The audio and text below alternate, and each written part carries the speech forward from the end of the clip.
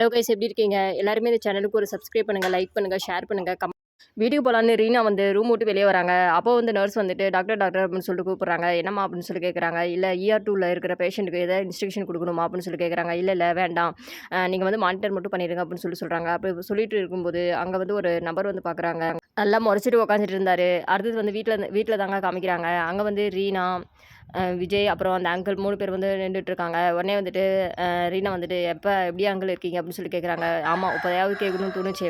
எப்பயாவது இந்த அங்கிளை பார்க்கணும்னு தோணுச்சாம்மா?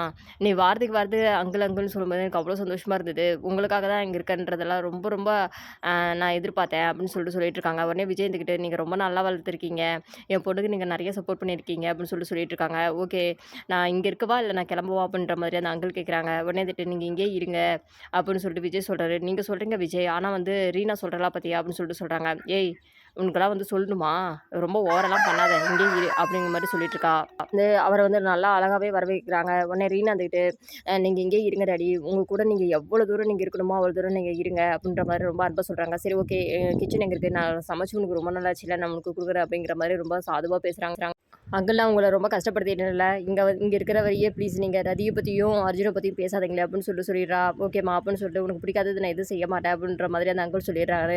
இங்கே காலேஜை காட்டிகிட்டு இருக்காங்க. அங்கே வந்து அர்ஜுனை வந்து ஒரு பொண்ணு வந்து சைட் அடிச்சிட்டு இருக்கா. என்னடா இது, இந்த இவர் ரொம்ப அழகாக இருக்கிறாரே, இவர் எந்த இது ஸ்டூடெண்ட்ஸ் அப்படின்னு சொல்லிட்டு கேட்குறாங்க. பக்கத்தில் இருக்கிற அந்த பொண்ணு வந்து இவர் ஸ்டூடெண்ட் இல்லை, இவர் டாக்டரு, ஒரு பெரிய அதிகாரியாக இருந்தவர் தான், இவர் அரியர் கிளியர் பண்ணுறதுக்காக வந்திருக்கிறாரு அப்படின்னு சொல்கிறாங்க. இவ்வளோ ஸ்மார்ட்டாக இவ்வளோ அழகாக இருக்கிறாங்க, என் கண்ணுக்கு அவர் கண்ணுக்கு நம்மளாம் படவுமா படமாட்டோமான்னே தெரியல அப்படின்னு சொல்லிட்டு கேட்குறாங்க. ஒரு 30% வந்து கொஞ்சம் இன்ட்ரெஸ்ட் இருந்தால் கூட நம்ம இந்த இதில் செமஸ்டரில் நம்ம பாஸ் ஆகிடலாம், ப்ளீஸ் டி அவர் விட்டுருடி அப்படின்ற மாதிரி அவங்க ஃப்ரெண்டு வந்து சொல்லிட்டு இருக்காங்க.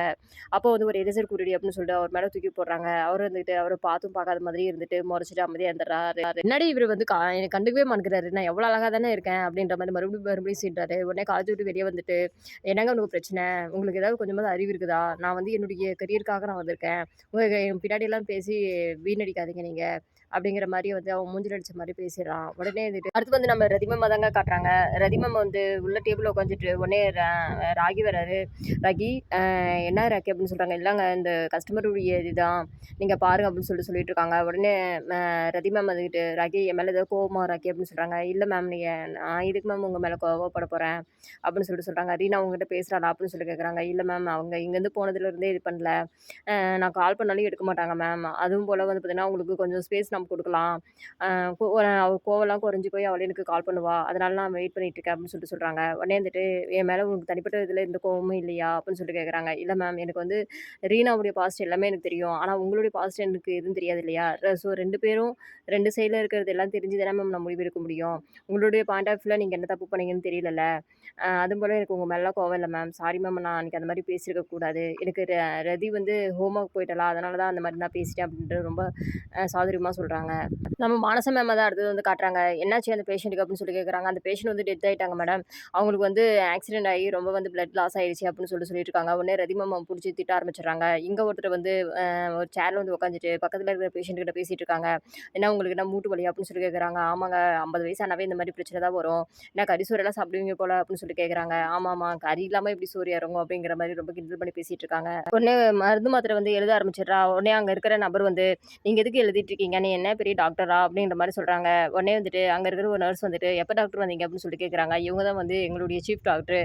அங்கே இருந்த பாட்டி வந்து, சாரிம்மா நீங்கள் டாக்டர் தெரியாமல் நாங்கள் இப்படி பேசிட்டோம் அப்படின்ற மாதிரி சொல்லிடுறாங்க. பரவாயில்ல விடுங்க, நீங்கள் உடம்ப பார்த்துக்கோங்க, அந்த டேப்லெட்ஸ் எல்லாம் கரெக்டாக போடுங்க, சரியாக போய்டும் அப்படின்ற மாதிரி சொல்லிட்டு வராங்க. அங்கே வந்து ரதி மேம் வந்து மீட் பண்ணுறாங்க.